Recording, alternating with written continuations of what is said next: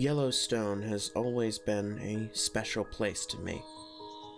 There's something mystical about the jutting mountains, rolling hills, and rushing rivers of the Rocky Mountains. Being a New Yorker, the closest I could get to this kind of scenery normally is Central Park, but it hardly compares. Central Park feels artificial, with the nicely paved walkways and periodic park benches. The sounds of the city are never far away. There's nothing artificial about Yellowstone. My eyes glided across the great mountains in the far distance, separated from me by an impossibly vast valley.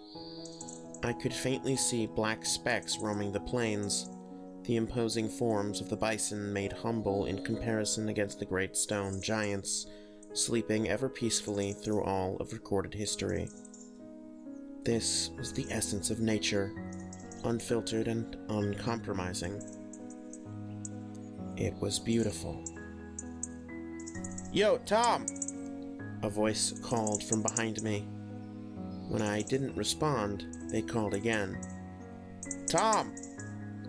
I glanced over my shoulder towards the light gray bus that sat 100 feet away, idle on the road.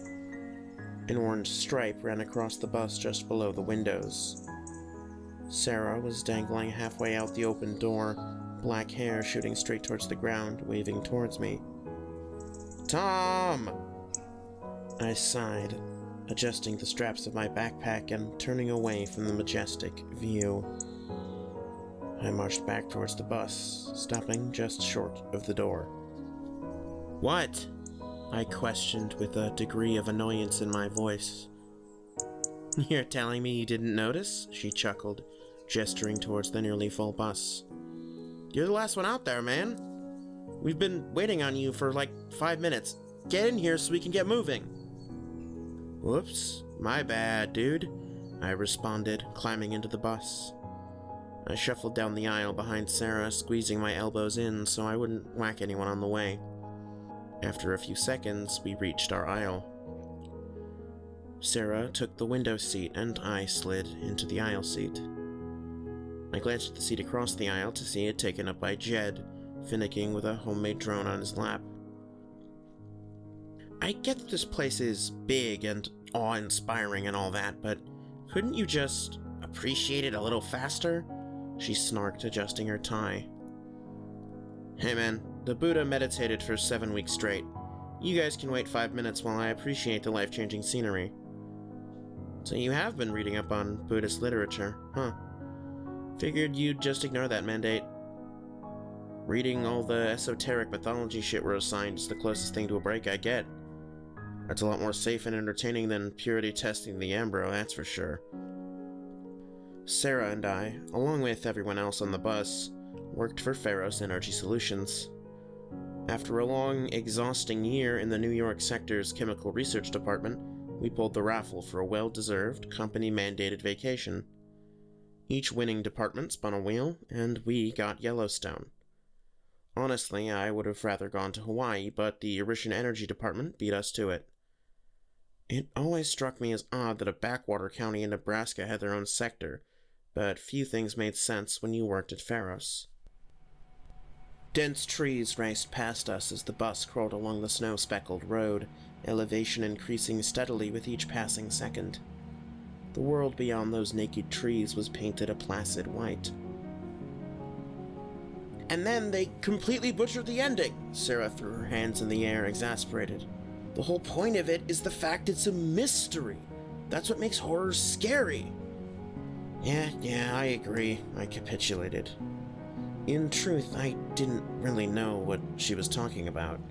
I'd only mentioned it offhand, knowing that she had been a fan of the author. I had no idea she was that much of a fan.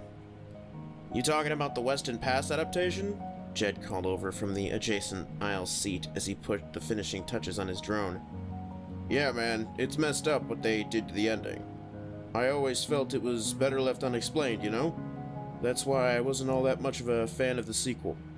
He leaned forward, bulky frame encompassing the entire aisle. I buried my head in my hands performatively. If I'd known both of you were master film critics, I wouldn't have even brought it up. The bus started to slow as it pulled into the destination's parking lot. Glancing past Sarah, I could see a wide, rustic building. The 3-story lodge loomed over the bus, casting it in shadow as the sun slowly set behind it. A cream-colored stone plaque sat next to the building, proudly displaying the words, Grant Village Lodge. My luggage lurched down each bus step as I exited the vehicle, following the stream of coworkers flooding into the lodge. I passed through the curtained glass doorway to find myself within a cabin-like lobby area. To the left was a gift shop full of oddities. I tapped Jed on the shoulder, momentarily pulling his attention away from getting the knots out of his curly ginger hair. He turned over towards me. Look at that photo, dude. I motioned towards a picture of 2 bears kissing, which elicited a chuckle from Jed. Alright, that's pretty funny. I'll grab one of them on our last day. You want one? Hell yeah, dude, I responded. Cool, let's get to our room. Jed continued walking. Sorry, guys, the man shrugged as he continued to sweep the carpet floor of my room. Cleaning was held up by a broken vacuum. If you want to unpack your stuff, you'll need to come back in an hour or so. I glanced over to Jed incredulously. He shrugged. Might as well get dinner while we wait, then. Do you think of anything other than food? Sarah joked as she passed by. She scanned her keycard, entering her room without issue. Unfortunately, we weren't so lucky. Getting dinner wasn't a bad idea, actually. There was a restaurant nearby, creatively named Lake House Restaurant, and I was pretty hungry from the day of sightseeing. The sky had already turned a deep amber, the shadows growing longer by the second as we stepped outside. The ground was coated in a frosting thin layer of ice. Jed and I hurried towards the lake house. Man, are you serious? Jed exclaimed. This is BS! His finger thumped against a laminated sheet of paper taped to the door, which read, Lake House Restaurant, closed until July 4th. My shoulders slumped in disappointment. Guess there'll be no dinner tonight. Jed glanced over towards me with a worried expression. Oh, come on! I'm starving, dude, he whined. There's gotta be something! Okay. There's that general store next to the lodge that's basically a glorified gas station. You think there's food there? Sure hope so, Jed responded. There was, in fact, food at the glorified gas station. It wasn't anything special, just some pre-made ham and cheese sandwiches and a few other less desirable options, but I took what I could get. As we exited the store, I noted a single snowflake drifting to the ground. I glanced up to see an abundance of comrades following in the footsteps of the trailblazing flake. Jed turned towards me and stated, It's snowing. Yes, thank you, Jed. I didn't notice. I began to walk backwards towards the cabin. You think they're done with our rooms yet? I asked Jed. I mean, it hasn't exactly been an hour, but it's probably been... I felt my heel strike something other than the hard ground. Something that squished unpleasantly. I heard a sharp crunch, followed by a disgusting squelching sound. I lifted my foot gingerly, trying to see what I'd stepped on. It had been a bird. The small thing's body had been practically flattened by my boot. What the hell? I cried in equal amounts of disgust, remorse, and confusion. Why was it just on the fucking path? Jed looked at me, then at the bird, and shrugged. It was probably already dead, man. A living bird would have flown off the second you got close. Damn it, man. It's just one thing after another today, I lamented. By the time we got back to our room, the cleaning guy had finished up. We went inside, ate some mediocre ham and cheese sandwiches, and then geared up for bed. Though we didn't exactly want to share rooms, Pharaohs booked the lodge so that each person would have to share with someone else. Cheap bastards. I climbed into my bed, and a few minutes later, Jed crawled into his. I reached out to the shared end table and turned out the light. I shut my eyes and drifted off into a dreamless sleep.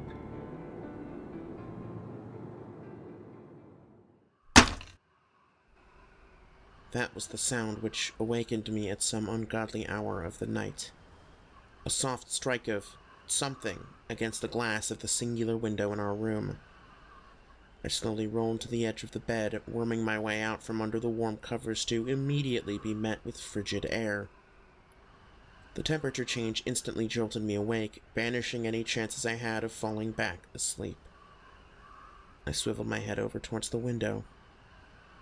Warped moonlight filtered in through foggy glass, providing a small amount of silvery light to the interior, just enough for me to determine the outlines of objects within it. I stood up and approached the window. A spiderweb of cracks had made itself apparent near the bottom of the window, undoubtedly the result of some collision. After a moment of allowing my eyes to adjust to the light, I noticed something else. A spattering of blood surrounded the crack, leaving the implication that some woodland creature had accidentally struck the glass. I gazed out the window at the barely visible line of trees to my right when I spotted movement out of my left eye. I swiveled my head to catch sight of an object thudding silently into the now knee-deep snow. It had fallen from above. What was that? My question was answered almost immediately by another object descending from the sky. This time I got a closer look at it as it fell. A bird. A few seconds later, I saw a third one drop from the heavens and into the snow, kicking up a dust-like powder from the impact. Now I had more questions. Why were birds falling from the sky? I shuffled over towards the light switch, past Jed's form. His bulbous stomach rose up and down with each breath he took, informing me that he was still very much asleep. I flipped the switch. Nothing. The lights didn't come on. I flicked it down and back up again. Still nothing. I let out an exasperated sigh, stumbling over to my phone on the nightstand. When I turned it on, I noticed that it wasn't charging, and it had no connection to the Wi-Fi. According to my phone, it was 2:31 a.m. Annoyed, I stuffed it into my pocket. The power was out. That much was obvious when I shuffled out of my room to find the hall lights off. I turned on my phone's flashlight and started moving towards the reception area. The cold air bit at any part of exposed flesh and manifested my breath into fog each time I exhaled. I pulled my coat tighter. I rounded the corner into the lobby, dimly lit by the moon's ivory light, to find a group of 4 individuals huddled around the reception desk. I recognized Sarah among the group, but not anyone else. We hadn't fully rented out the lodge after all. I heard them whispering to each other worriedly. Upon my approach, Sarah turned around and briskly walked over towards me. She looked about as good as could be expected for this time of night, with her long hair frazzled and unkempt, eyes still carrying a hint of exhaustion. She was wearing at least 2 or 3 shirts underneath her thick wool coat. "Hey, Tom. Morning," she uttered dryly. "Hey, Sarah. What the hell's going on?" I questioned. She let out a short sigh. "As you probably guessed, the power's out. Water is too, apparently. Even the employees don't seem to know what's going on. Nobody has service, and it seems like the snow outside just keeps coming down harder with each passing minute." "One thing after another today," I lamented. "That's not to mention all the birds falling from the sky." "What?" She tilted her head inquisitively. "What do you mean?" "I saw some birds fall out of the sky from my room's window." "That's concerning as hell." Is Jed up yet? No, he's still out. Let's go get him, she offered, briskly marching past me and back towards my room. What? Jed groaned as he rolled out of bed. Is it already time to head out? No, dude, Sarah responded. The power's out, and you're gonna freeze to death if you stay here, man. Get a couple layers on. Jed reached into his suitcase, pulling out a few pairs of clothes to put on over his pajamas. I turned over to Sarah. What do you think is happening? She shrugged. I don't know, man. Maybe the power got knocked out by the storm? That wouldn't make much sense. I shook my head. This is pretty high up on the mountain. They definitely expect it to snow up here most of the time. Then what? Someone cut the power? She responded. I don't know. Maybe? At least that would make some sense. Whatever. I'm sure the power will be back by morning anyway. If it isn't, we can just call the whole thing off and fly home. Sarah, Jed, and I marched back out into the lobby. There were a couple more people out here by this point, most of which were lodge staff members. The air was filled with hushed whispers and an aura of unease. With nothing better to do, I moved towards the front door, gazing out through the curtained glass wall. In the parking lot, trapped by the knee-deep snow, was a white van parked right in front of the building. On the side of the van was an unfamiliar logo. 3 hands reaching skywards towards a fourth that appeared to descend from parting clouds. Next to the logo, in all black text, were the words Trevitt Foundation. The back of the van was open. I glanced over to Jed. You ever heard of a Trevitt Foundation? He shook his head. No, man, I've never heard of something like that. I've heard of them, Sarah chimed in. They're a philanthropy group run by the Trevitt family. They've got a lot of old money, real Rockefeller types. They're usually focused on Nebraska, though. I don't know why they're here. Beats me, I shrugged. Probably something to do with the wildlife? A bird fell from the sky, slamming into the side of the van on the way down and leaving a splatter of blood on the white finish. Well, if they're trying to save the wildlife, looks like they aren't doing a very good job at it, Sarah snickered. That's kinda messed up, Sarah, Jed nagged. Sarah rolled her eyes. Excuse me? One of the employees muttered as he brushed past us, beelining for the entrance. He held a small red toolbox in his left hand and a hand radio in his right. He pushed the glass door open, causing a barrage of frigid air to assault the lobby. He turned over his shoulder, glancing at another employee. I'm going to go check on the exterior generator. If I'm not back in 30 minutes, come looking for me. The other employee nodded, and the man walked off into the storm. It was substantially warmer under my covers.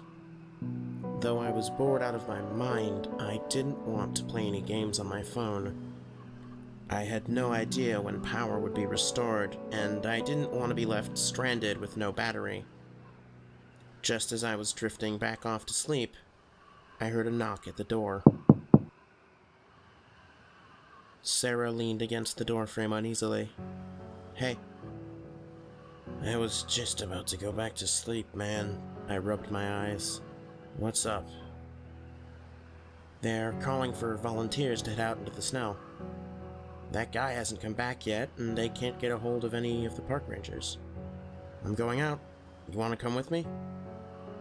I considered a world where I tucked myself back under the warm covers of my bed.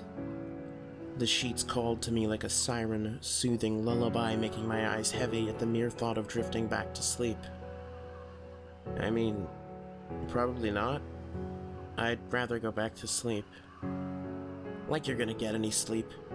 I can hear Jed snoring from my room. Julie is not pleased. Well, when is she ever happy? Usually when she's dissecting small animals. I swear to God, she gives me the fucking creeps. So that's why you're volunteering. Yep, she winked. I just don't really feel all that comfortable going out there on my own. She flung her head back and struck a dramatic pose.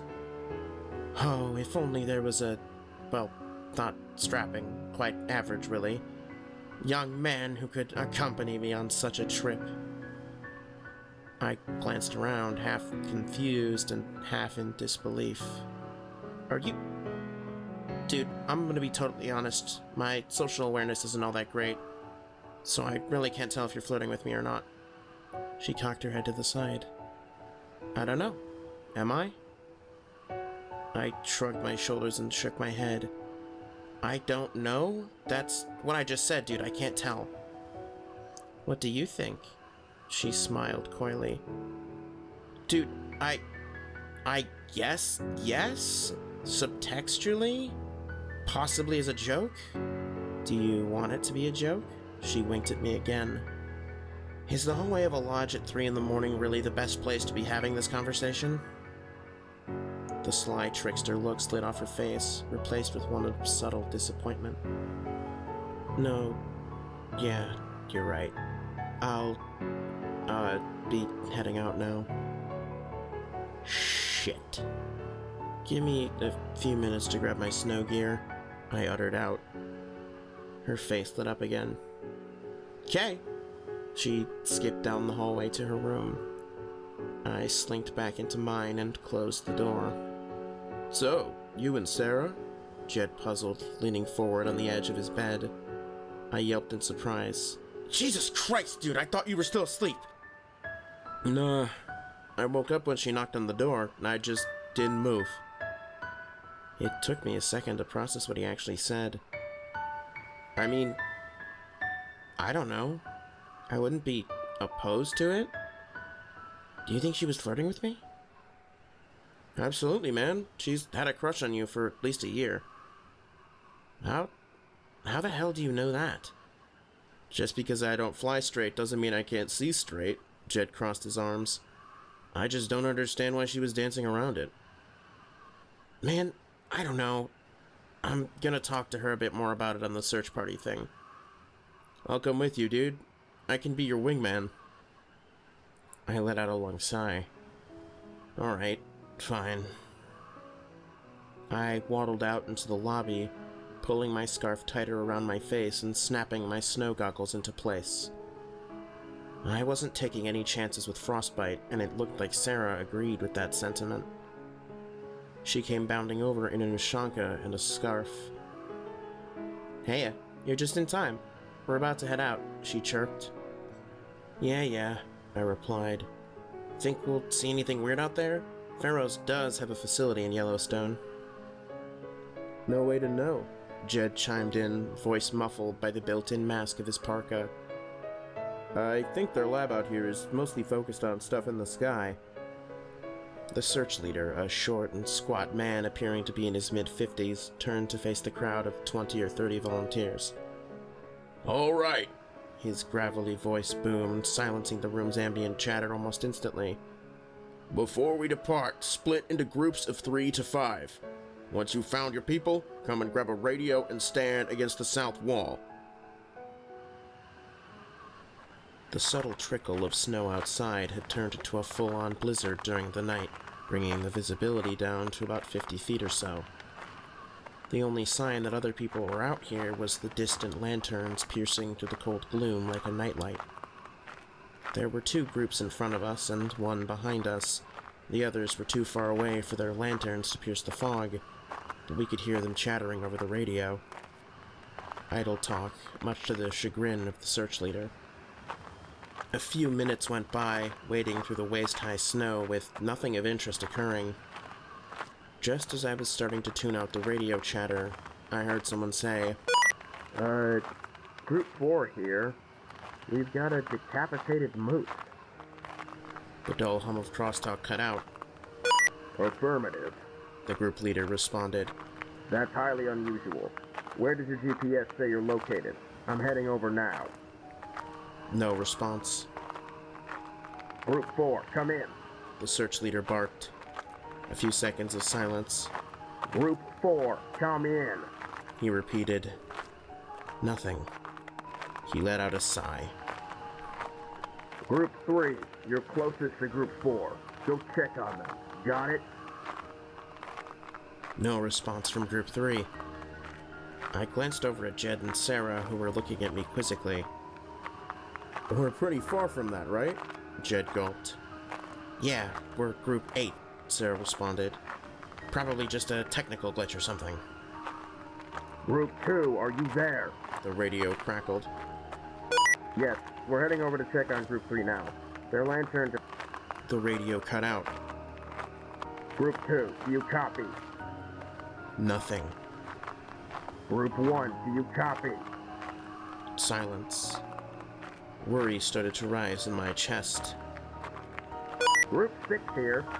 Found looks like a deer or an elk or something, half buried in the snow. It's twitching, and I can see it. A scream over the radio arrived at the same time as in the real world.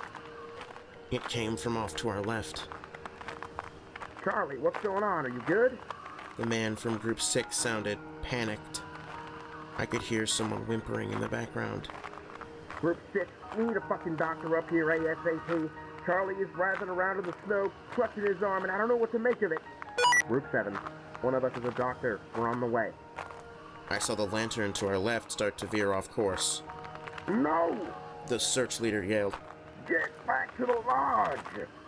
He sounded like he was in immense pain. What's going on? Jed stammered. I don't know, I responded. Something's not right. At that moment, another scream resounded from my left. I glanced over to Group 7 just in time to see their lantern fall into the snow. Fuck it, let's go, Sarah yelled, stumbling back in the direction of the lodge. Jed and I quickly followed suit. The slow trek back towards the lodge wasn't accompanied by the sounds of screaming, nor the appearance of some monster. Our labored breaths and shuffling sounds were drowned out by the howling of wind. With each step, my body seemed to grow heavier, my gloved fingers beginning to grow numb. I glanced over to my left to see Sarah swaying back and forth, dragging her left foot behind her like dead weight. I felt a hand grab onto my arm as Jed slid in between us. He hoisted my arm over his shoulder to stabilize me and then did the same to Sarah. I heard him trying to speak, but whatever words he formed were drowned out by the wind. It took another 20 minutes before we got back to the lodge, trembling and exhausted. Jed pushed the glass door open with his foot before practically dragging Sarah and I into the lobby. The second we were over the threshold, he fell to his knees, unintentionally sending me and Sarah tumbling to the ground. With the last bit of strength I had, I flipped onto my back and stared at the ceiling. That was when I noticed all the faces staring down at me. At least 20 people had crowded into the lobby, whispering amongst each other in hushed tones. My eyes started to close as exhaustion took hold of my body. I spent the next few hours drifting in and out of consciousness. I heard Jed screaming at his phone, felt two figures dragging me to my room, smelled the scent of wet carpet, tasted blood in my mouth, and saw someone throw an extra blanket on my mattress. I had no way to know what order these events occurred in, if they'd occurred together or separately, or how long it was between each one. When I finally awoke, I was under the covers of my bed, back in our room. With some effort, I turned my head to glance at Jed's bed. He was nowhere to be seen, but Sarah was tucked under the covers in a similar manner to me, still clearly asleep.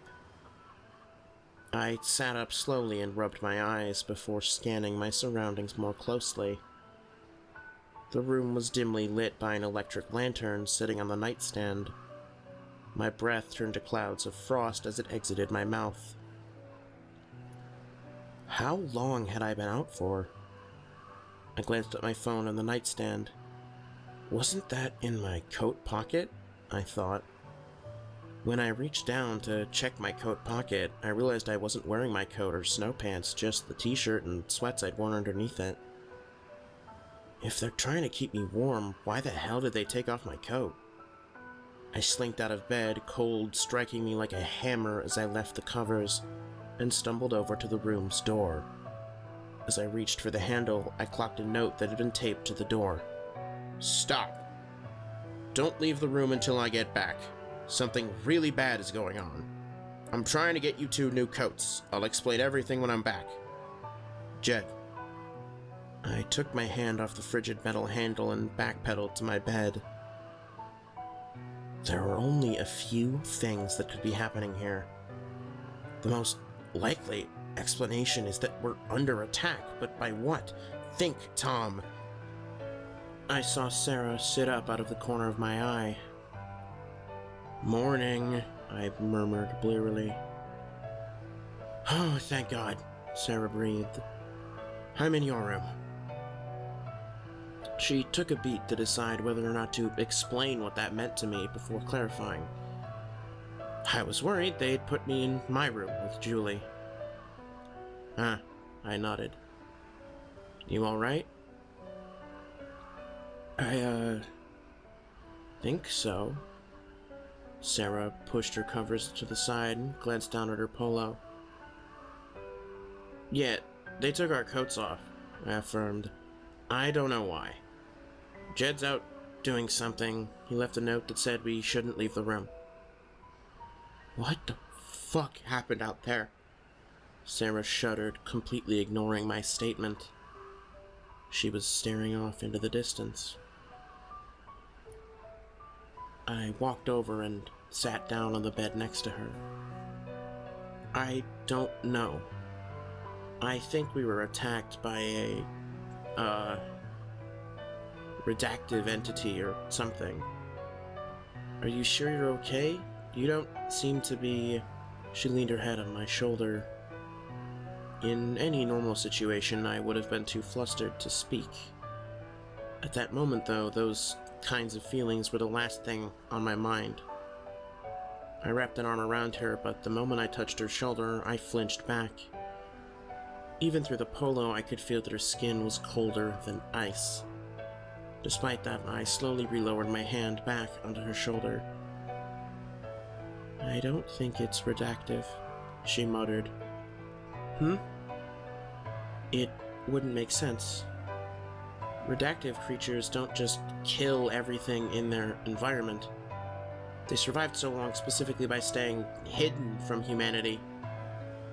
I nodded in agreement.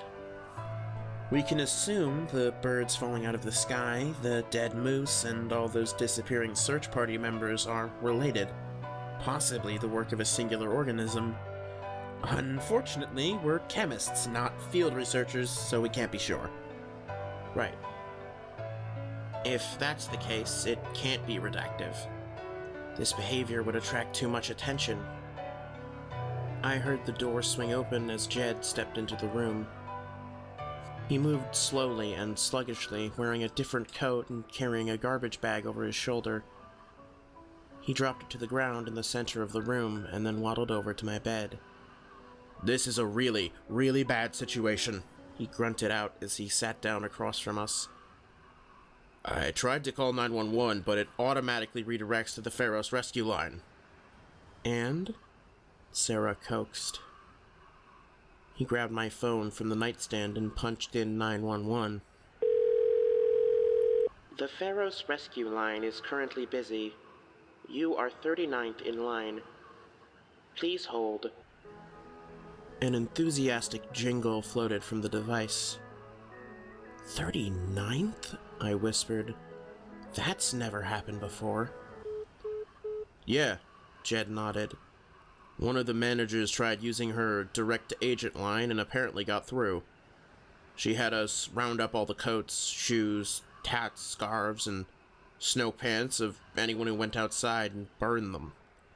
Said to get anyone at risk of frostbite under covers and keep them as warm as possible. And that everyone should stay inside no matter what. Right now, she's having us tarp up all the windows." "Need any help?" Sarah offered. No, you two need rest. Jed shot her down. You've overexerted yourselves and you're at risk of developing frostbite. Did anyone else make it back? I prodded. A few others, I think. Nobody from groups 1 through 5. How long have we been out? I followed up. About 7 hours. It's... He checked my phone. 11:35 a.m. A series of loud knocks rattled the door. Jed trotted over and swung it open, and 2 people entered the room. The first was one of our managers, Marlene. Her skin was wrinkled like a sun-dried raisin, body stuck in a permanent craning pose from her crippling age. She adjusted a pair of bedazzled circular spectacles with her left hand, while her right clutched a clipboard and pen. The second person to enter the room was someone I did not recognize, though he appeared to be of similar age to Marlene, with a short and stubby head, toppled with an unkempt mound of gray hair. Tom? Sarah? She nodded to each of us curtly. I became acutely aware that my arm was still wrapped around Sarah's shoulder. This is my new friend, Dr. Reyes. He's on a trip from Argentina, and we're glad to have him. He's going to take a once-over of each of you to make sure you don't have any frostbite. I slowly removed my arm from Sarah's shoulder, and she lifted her head off of me at around the same time. Dr. Reyes hobbled to our sides. Arms out, palms up, he instructed. We put our arms out in front of us and he began to inspect them. Looks good, yes, looks good. Flip them over, palms down. Okay, this side also looks fine, he muttered as he began to kneel. He began to roll up the legs of my sweatpants and examine my legs very carefully. He nodded approvingly before moving on to Sarah. As he rolled up her left pant leg, he stopped. Oh, this is a problem, he fretted. This is a big problem. Come take a look at this. Marlene ambled over to him and glanced down to inspect the leg. I leaned my head over and took a look myself. This... Dr. Reyes ran a finger along a series of cherry-red welts that had spread up and down her leg. Is frostbite. First degree, but I've never seen anything that looks quite like this. Take a look at this area. His fingers circled around a spot towards the calf where the skin had seemingly split, and a trickle of now dried blood had run down the leg. I heard Marlene gasp. How long has it been since she went outside? Marlene glanced over to Jed. About 7 hours, Jed responded. Is something wrong? The best thing we can do for her is amputation, Marlene suggested. What? Dr. Reyes glanced over. She's showing symptoms of first-degree frostbite and skin fissure. We'll just need to perform skin grafts and listen to me very closely, Marlene urged. The agent told me enough that I know this is the best course of action. The only course of action. We don't have the proper equipment to safely perform an amputation, Dr. Reyes protested. Even if we did, this is hardly a sterilized environment to— We do not have a choice. Yes, we do. Jed stood up, glaring down at the hunched figure of Marlene. Since Jed was so affable, I often forgot how imposing his frame actually was. Either you tell us exactly what's going on right now, or you get out, he growled. Marlene let out a sigh. You know I can't tell you that. Procedure is that every employee is on a need-to-know basis. Seems pretty need-to-fucking-know to me, Sarah hissed. We're all stuck in this mess until help gets here. The least you can do is tell us what's going on. Marlene's eyes darted around the room as she analyzed the situation. She was alone on this. Fine. Keep her as warm as possible for as long as possible. Nothing else matters. Marlene hobbled out of the room faster than I'd ever seen her move before. A deafening silence was left in her wake. After a few moments, Dr. Reyes sheepishly trotted out the door, softly closing it behind him. Need to know basis. What a bunch of BS, Sarah muttered. Everyone here needs to know what we're dealing with. You gonna be okay? I glanced down at Sarah's leg again. Does it hurt? Kind of. She tilted her head to the side. It's not pain, exactly. It's like... She took a moment to think. I had a tooth taken out when I was a kid. That's what it feels like, a dentist poking around, scraping and drilling and pulling, dulled by heavy anesthesia. It's gonna be okay, Jed soothed as he draped a thick navy coat over her. We'll be back at the office in no time. A scream reverberated from the lobby. Then another. Tom, go check that out, Sarah ordered. I looked into her eyes to find them wide with fear and urgency. I swung up and off the bed and raced towards the door. Jed, start putting the tarp, blankets, and pillows in the bathroom. What? Jed blinked in confusion. The bathroom puts an extra wall and an extra door in between us and whatever's out there, Sarah responded. Now hurry!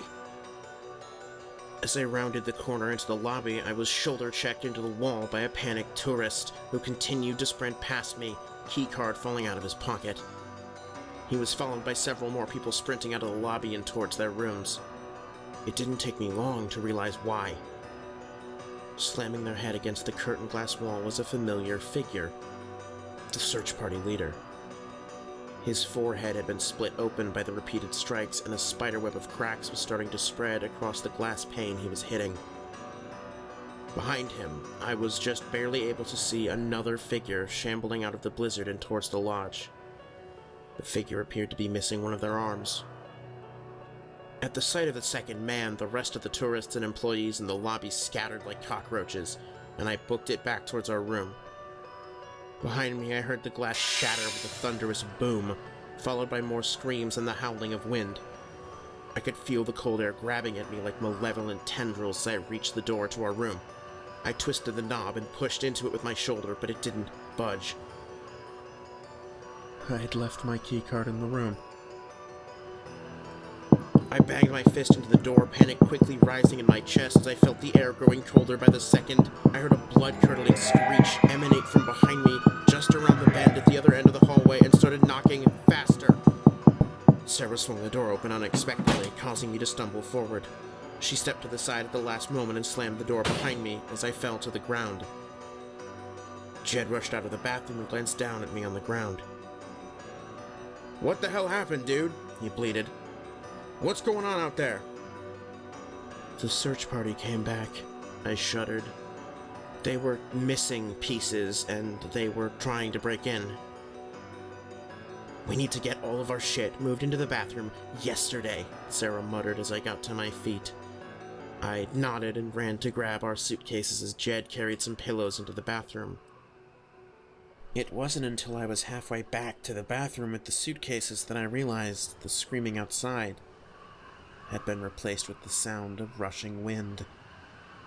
Intuition told me to stop in my tracks, and I'm glad I did. 5 quiet knocks came from the other side of the door. Jed, who had been halfway out of the bathroom door, froze. He glanced over at me nervously, then at the door. After a few moments of stillness, 5 more knocks came. Each one was spaced out about half a second, slowly growing in volume at a steady pace. The wind outside died down. An all-encompassing silence arrived like an omen of death. I could have heard a pin drop on the other side of the lodge. I held my breath for what felt like hours, even though it was only moments.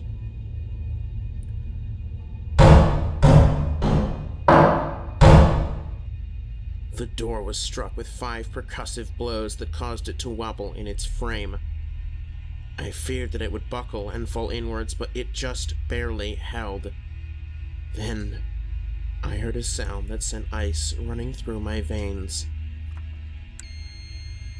The telltale beep of a room keycard being denied.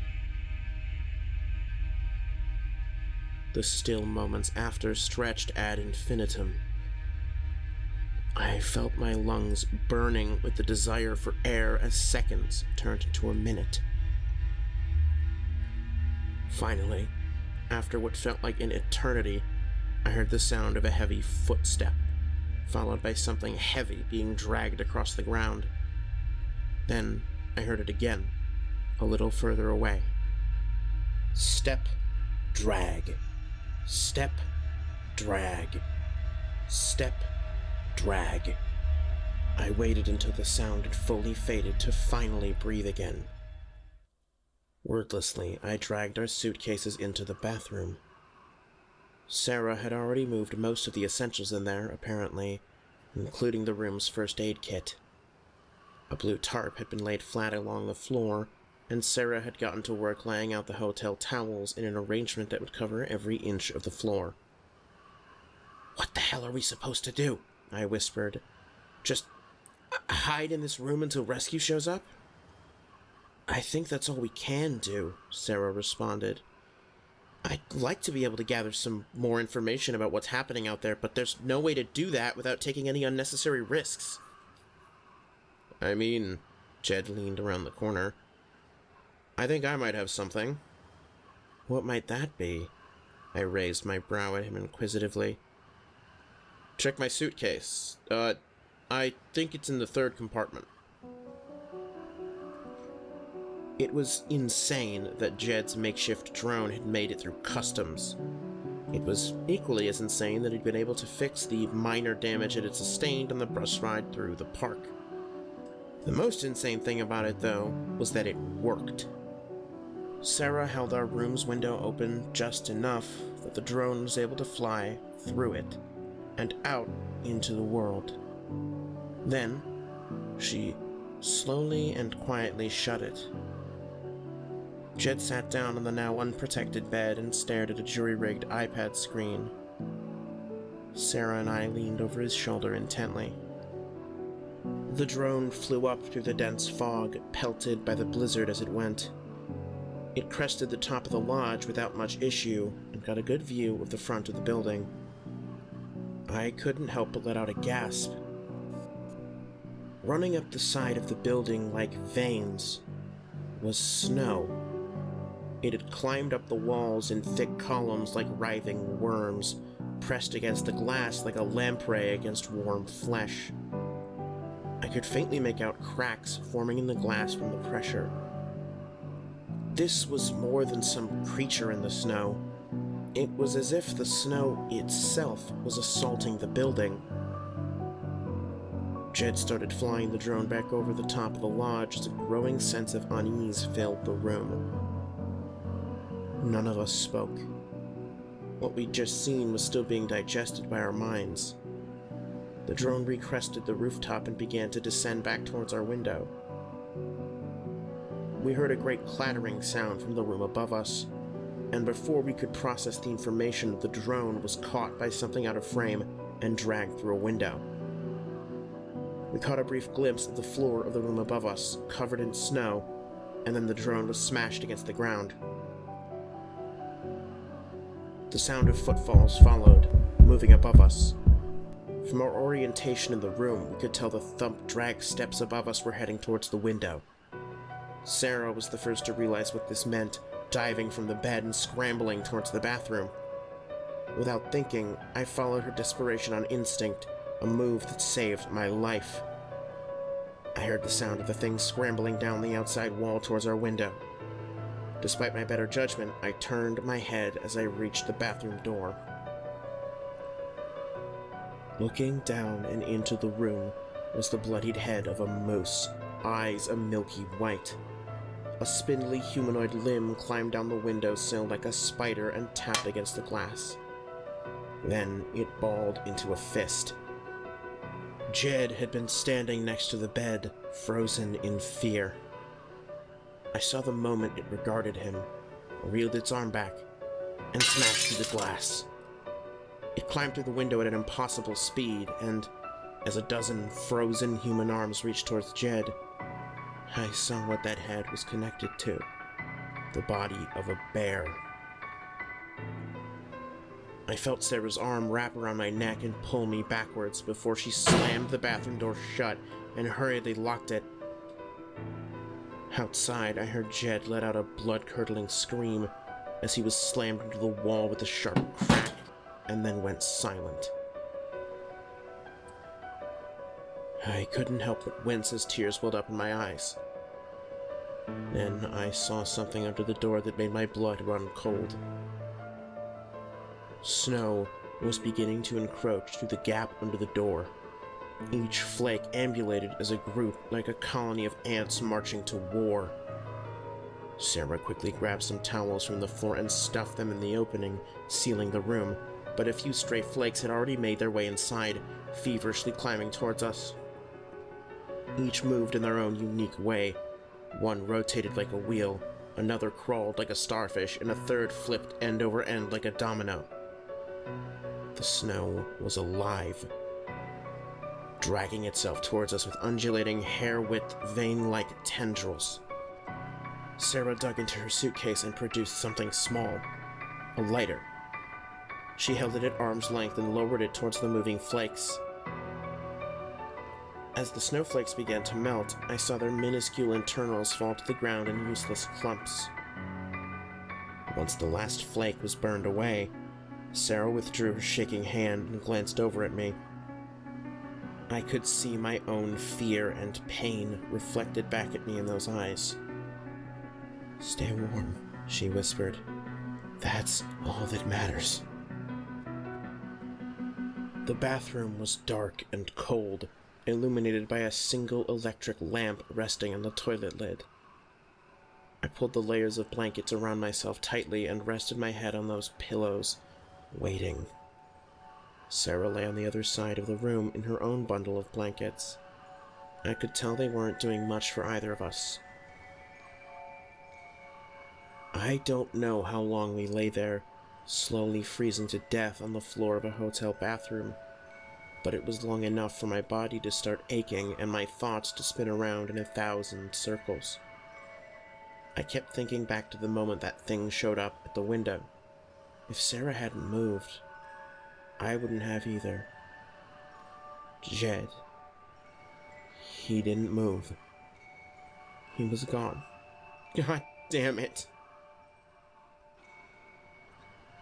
"Tom," she rasped out.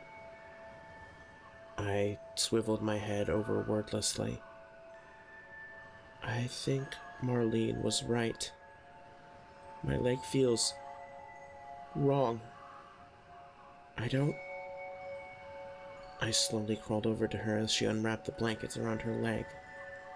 Bathed in harsh shadow by the pale light of the lantern, her leg looked ghastly. The skin had almost entirely been covered in welts and blisters, and the split flesh at the back of her leg had necrotized. This wasn't frostbite. Frostbite didn't look like this, didn't act like this. The search party members, I thought, came back as shambling husks. The snow isn't just alive, it's a parasite. Sarah must have realized this as well, because she offered her lighter over to me. They're not very resilient to heat, so just burning the skin might be enough. "Are you sure?" I questioned. She nodded hesitantly. I flicked the lighter open. I couldn't imagine how much pain she was in as I held the lighter up to her skin, the room filling with the acrid smell of burning flesh. She balled her hands into fists and tilted her head back to stare at the ceiling as she grit her teeth. Groans of pain escaped her jaw regardless of how much she was trying to fight it. I kept moving the lighter. The lighter was slow, inefficient. Such a small flame was only able to burn a small area at a time after several seconds of contact. The pain it caused in return was excruciating. I could see tears rolling down her face as she strained with everything she had to keep quiet and bear the agony. Her leg was the unwilling canvas, red and blemished flesh painted purple by me, the unwilling artist. The only one happy with this process was the eager flame. There was no way to know if the flame was doing its work. Perhaps the flakes beneath her skin were moving along business as usual. Perhaps they were being devastated.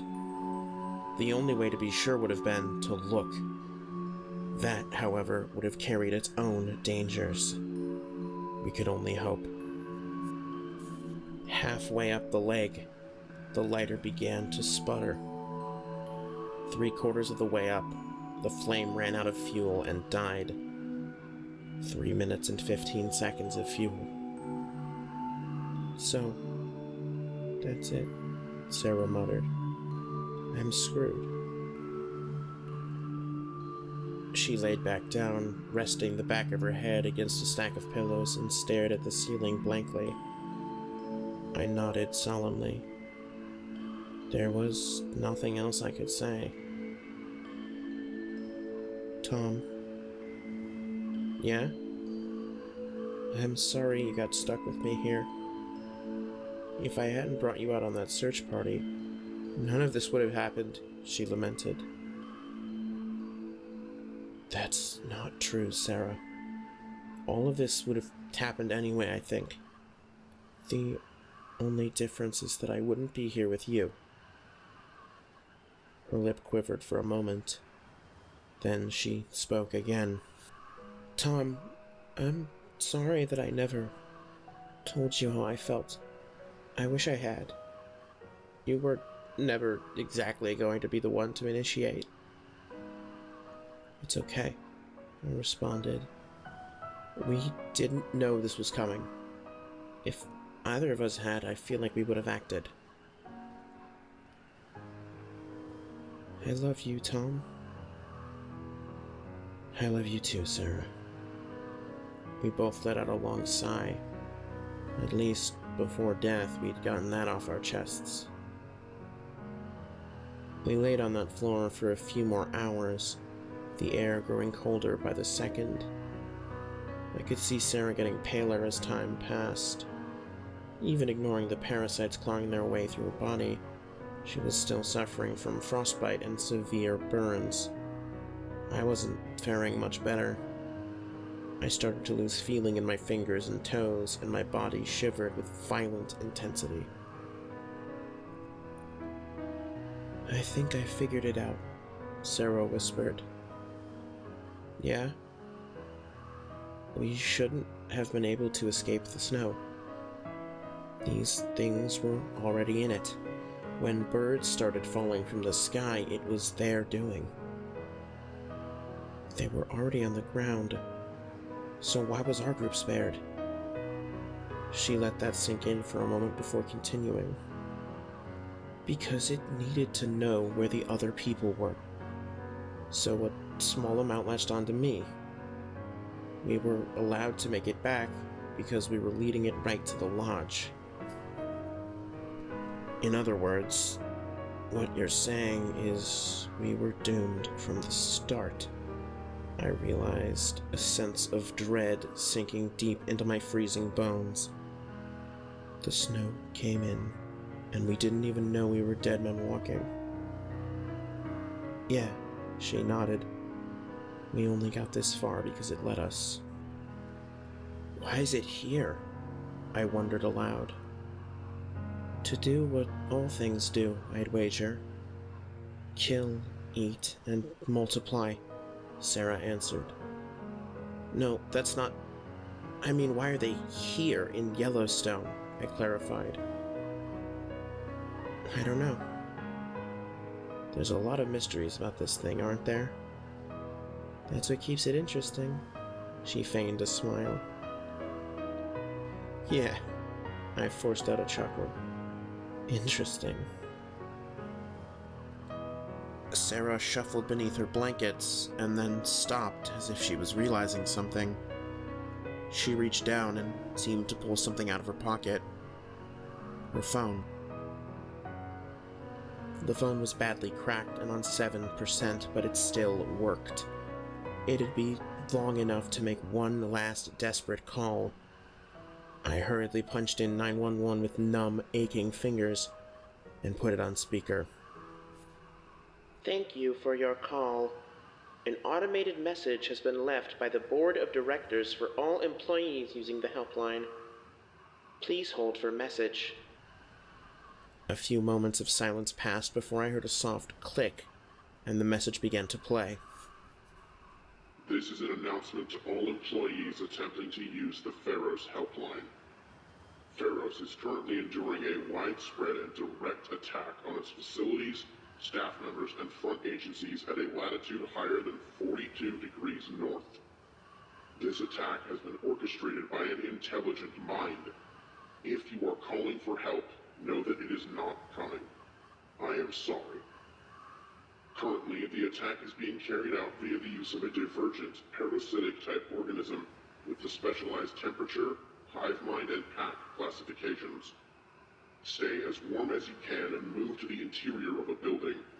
Burn any clothes that have had contact with the snow. Burn any bodies you see. If you are exhibiting frostbite and feel a tapping, pulling, or ripping sensation just below the skin anywhere outside of your arms or legs, find the nearest firearm and discharge it pointing at the roof of your mouth. There is no cure aside from amputation. This message will now repeat. I hung up with shaking hands. Sarah gave me a look that told me everything. Neither of us were going to survive. She was going to turn into one of those things, and either she would kill me or I'd freeze to death before help showed up. There was only one course of action.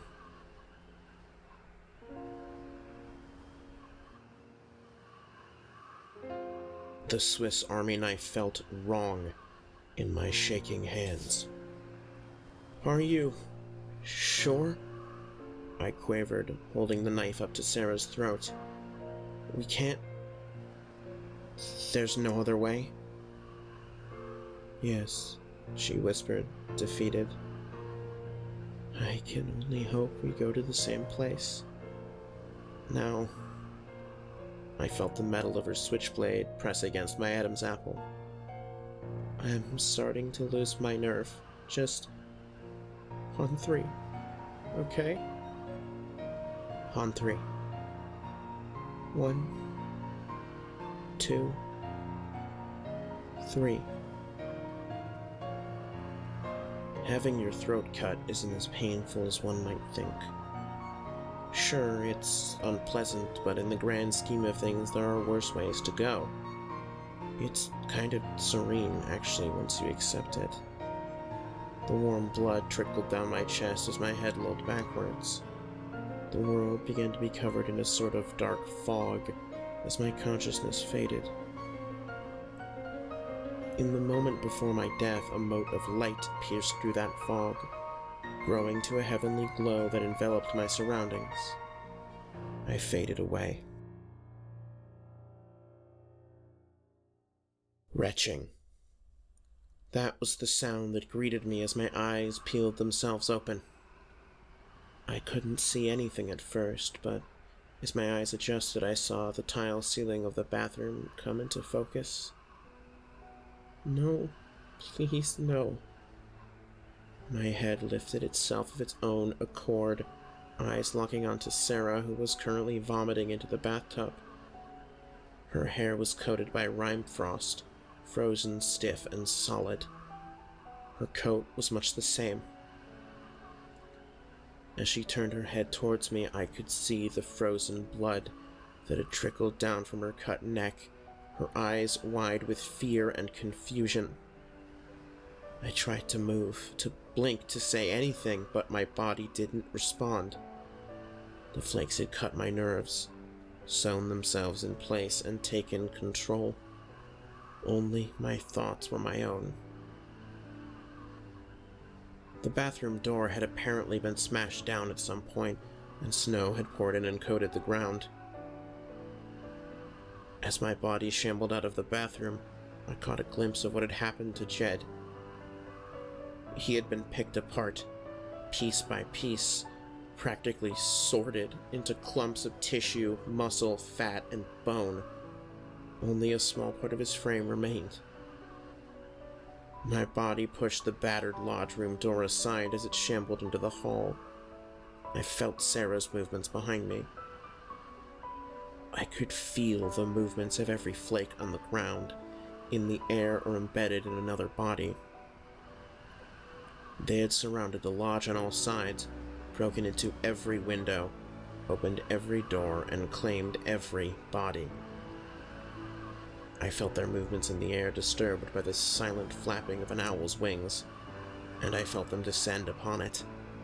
They pushed into it in mere seconds, and after a few more, hijacked its nervous system. It lost the ability to fly and plummeted to the ground, where it was stripped to the bone by millions of ferocious little things in under a minute. My brittle leg hit the hallway corner wrong and let out a sharp crack. My body fell to the ground. Sarah lumbered past me clumsily, bumping into the wall several times herself. Then, there was a brand new disturbance. The air outside swirled as a new creature entered the fray. No, not quite a creature. A thing. The hive mind didn't know what it was, but I did. The helicopter lowered itself into the center of the parking lot, kicking up snow and throwing dead branches around in a cyclone. As the blades came to a stop, the snow rushed towards the new thing, intent on devouring or subsuming it. The door slowly opened, and I saw what was inside from 1,000 different angles. 4 men were clad in thick winter furs, carrying massive tanks on their backs, and adorned with sleek black helmets that covered their entire heads. Strapped across their chests were long cylinders that seemed rather interesting to the flakes. One of them swiveled their flamethrower forward and let out a jet that scorched the air. I felt the death screams of 10,000 beings as the figures swept their flamethrower across the ground like a water hose before stepping into the snow. The other 3 followed suit. Stepping out behind them in a rather unpronounced fashion, however, was a 5th man. Unlike his flamethrower-wielding counterparts, he wore no cold protection. Instead, he was adorned in a plain brown suit with a blue tie, and bespectacled by a pair of golden-rimmed square sunglasses. His long, curly brown hair dangled down the sides of his head and slightly past his shoulders.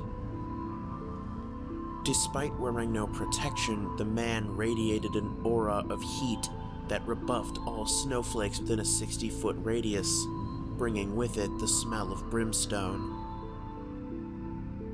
The snow turned to steam under his loafers with each step he took. He reached into his pocket and removed a fine wooden case. After examining it for a moment, he slid it open and removed an expensive-looking cigar before placing it to his lips. The cigar lit seemingly on its own. You sure you should be smoking that stuff, Garion? The man next to him spoke through a warbled voice changer. I'm just fine, Orthrus One. The man responded with a gruff tone. I've got ambrosia running through my veins. I guarantee you, my lungs are healthier than anyone else in the department. As the 5 figures trudged through the melting snow, Sarah stumbled out through the shattered curtain glass wall. I wasn't that far behind her. I felt something primal move within the storm. Crouched on the roof of the lodge was that horrid beast from earlier. It sang in its piecemeal brain, sending a message out to every member of the hive mind. Crawling cold. These are to belong to the Great Frost. Descend upon them and ravage them for her. I felt a body sit up in the snow. The man, who they had called Garion, swiveled his eyes over to the corpse, and it ignited in glorious flame. In a matter of seconds, it was completely devoured by it. The thing on the roof began to clamber down, 30 arms and 40 legs pushing off and grabbing onto the wall. The beast came to rest upon the ground right in front of the group, where it stood to its full height of 15 feet. The moose head looked down blankly. "We've got an emissary," the man named Garion muttered. His eyes flicked to it, and then the side of a Honda Civic about 90 feet away. The hulking creature was shunted through the air with impossible force, smashing against the car and causing it to crumple inwards. After a moment of recuperation, the thing rose back to its feet. The man named Garion approached the emissary of the Great Frost nonchalantly. The men with flamethrowers continued to hose the snow, moving slowly and meticulously around the parking lot to catch every last flake they could. Their thick coats were impenetrable to the snow, and there were no gaps the flakes could find purchase in. The emissary galloped towards the man named Garion, bellowing with the voice of a dozen different animals all mashed together. He splayed his hand outwards, and an infinitesimal mote of brilliant light appeared inside his palm. The flesh around it was bathed red as the light pierced through, illuminating an area of about 15 feet around him with the power of a focused flashlight beam. As the beast charged, he gingerly placed his hand on its forehead. For a brief moment, his hand shined 10 times brighter than the sun. An immense burst of energy rushed forwards from his palm, turning the emissary into a chunky mist and sending a shockwave out that set off every car alarm in the parking lot. My shambling body crossed the threshold of the building and turned towards the man named Garion, who was walking back to the lodge. Sarah was already about 15 steps ahead of me. When Garion regarded me, I felt it. It was an overwhelming sense of pressure and heat, like I was being observed by the sun itself. Sarah felt it too, as his eyes glided across her frozen slit throat. His stern expression softened to a slightly more sorrowful one. "So young, you folks," he lamented. "No doubt sitting in the peripheries of true knowledge." As Sarah's body reached him, he held out a hand, and her forward momentum was halted, as if she were running against a wall. "I will remember you, and I will avenge you. The might of Pharos shall rain down upon these attackers, and they shall burn in perdition's flame. Post tenebras lux." Sarah was consumed in a blaze of red and orange flame. Within a few seconds, her broken body crumpled to the ground. His eyes moved over to me, and I felt the world burn away as I was engulfed in fire.